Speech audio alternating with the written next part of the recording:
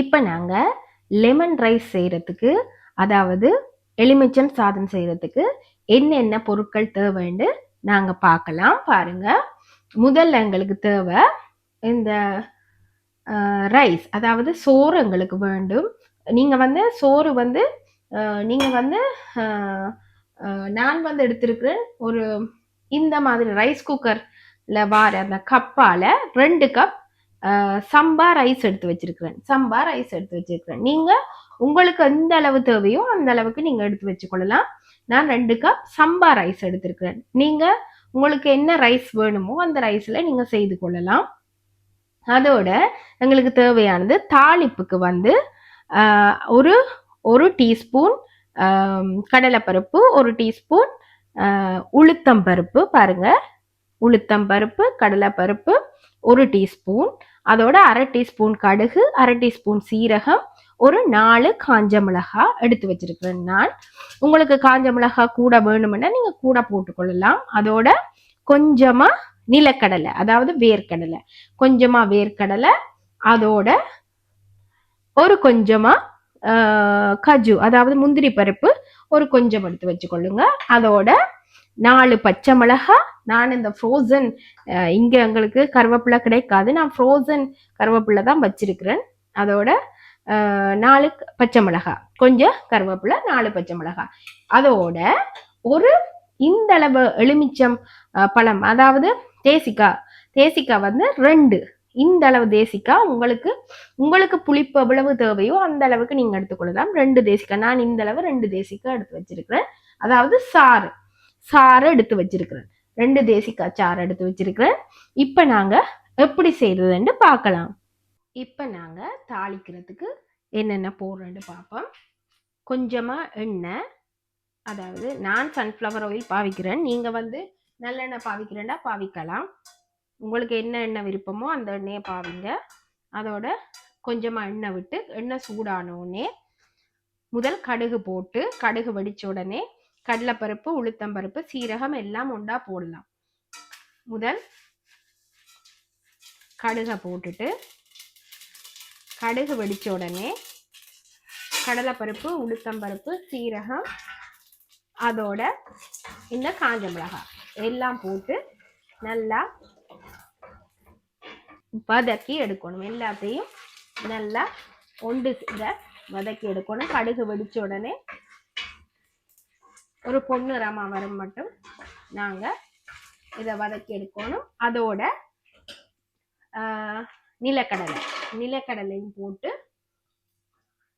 இந்த கஜு, அதாவது முந்திரி பருப்பையும் போட்டு அதையும் சேர்த்து நாங்க வதக்கி எடுப்போம்.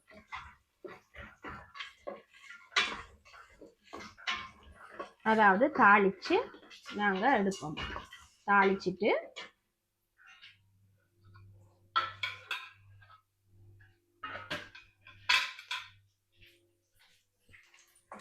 அதாவது இதை நல்லா தாளிச்சிட்டு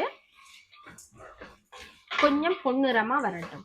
அதுக்கு பிறகு நீங்க பச்சை மிளகாயும் கருவேப்பிலையும் போடலாம். கருவேப்பிலையும் போட்டு எடுத்துட்டு அதுக்கு பிறகு கொஞ்சம் மஞ்சள் தூள், நான் மஞ்சள் தூளும் உப்பும் இதுக்கு பாவிக்கணும். நான் சொல்ல இல்லை உங்களுக்கு யூஸ் பண்றத.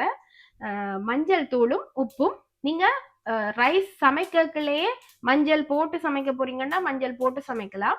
இல்லாட்டி நீங்க வந்து இப்படி தாளிச்சு எடுக்கல அந்த நேரம் மஞ்சளை போட்டுட்டு நீங்க எடுக்கலாம். உப்பு நீங்க சமைக்கலையே போட போறீங்கன்னா போடலாம். இல்லாட்டி இந்த டைம்லயே நீங்க போட்டு எடுக்கலாம். அதாவது தாளிக்கிற நேரம் நீங்க சோறை போட்டுட்டு உப்பை போட்டு எடுக்கலாம். நான் வந்து சமைச்ச நேரத்திலே உப்பு போட்டுட்டேன். இப்ப பாருங்க, பொன்னிறமா வந்தோடனே கொஞ்சமா மஞ்சள் தூள் போட்டு, அந்த ரைஸுக்கு ஏற்ற மாதிரி நீங்க மஞ்சள் தூளை போட்டுட்டு கொஞ்சம் அதை தாளிச்சு எடுத்துருவாங்க.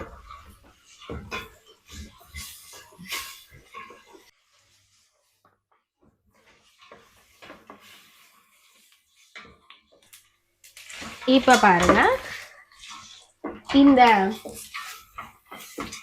இந்த கடுகு, உளுத்தம்பருப்பு, கடலைப்பருப்பு, அதோட இந்த எல்லாம் நாங்க போட்ட எல்லாம் தாளிச்சு வந்துட்டு இனி நாங்க ரைஸை போடுவோம். மஞ்சளும் போட்டிருக்கிறோம். ரைஸை போட்டு நீங்க உப்பு போடாம செய்துட்டீங்கன்னா நீங்க இந்த டைம்ல நீங்க என்ன செய்யணும், உப்பை போடலாம். ரைஸுக்கு உப்பை போட்டு ரைஸோட புரட்டி எடுக்கலாம். இப்ப நான் இது உப்பு போட்டுதான் சமைச்சு வச்சிருக்கிறேன். அதால எனக்கு இப்ப போட வேண்டிய அவசியம் இல்லை. நீங்க போட ஆட்டி போடலாம், இல்லாட்டி நீங்க வந்து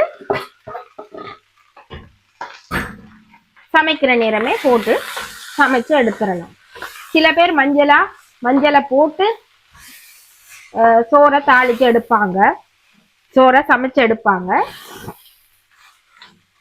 நீங்களும் அப்படியும் செய்யலாம். இப்ப பாருங்க, இப்ப எல்லாத்தையும் கிளறி விட்டுட்டு நல்லா இப்ப பாருங்க எல்லாத்தையும் கிளறி விட்டாச்சு. இனி நாங்க அடுப்பை ஆஃப் பண்ண வேணும். அடுப்பை ஆஃப் பண்ணிட்டு அதுக்கு பிறகுதான் நாங்க தேசி புளிய விடணும், அதாவது எலுமிச்சம் பழச்சார விடணும். ஏனெண்டா அடுப்பு ஒன்ல இருந்ததுண்டா கசந்துரும், புளி சாதம் கசந்துரும். அதால எலுமிச்சம் சாதம் கசந்துரும். அதால ஆஃப் பண்ணிட்டு நாங்க அதுக்கு பிறகு நாங்க வந்து எலுமிச்சம் சாரை நாங்க விடலாம், அதாவது தேசிக்காய் சாறு அதை நாங்க விடலாம். இப்ப அடுப்பு ஆஃப் பண்ணியாச்சு. இப்ப நாங்க என்ன செய்வோம், புளிஞ்சு வச்சிருக்கிற அந்த லெமன் சாரை விட்டு கிளற வேண்டியதுதான்.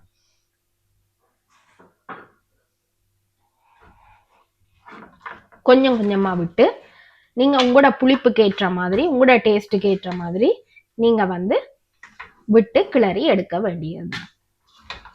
இனி நாங்க கிளறிட்டு பார்ப்போம்.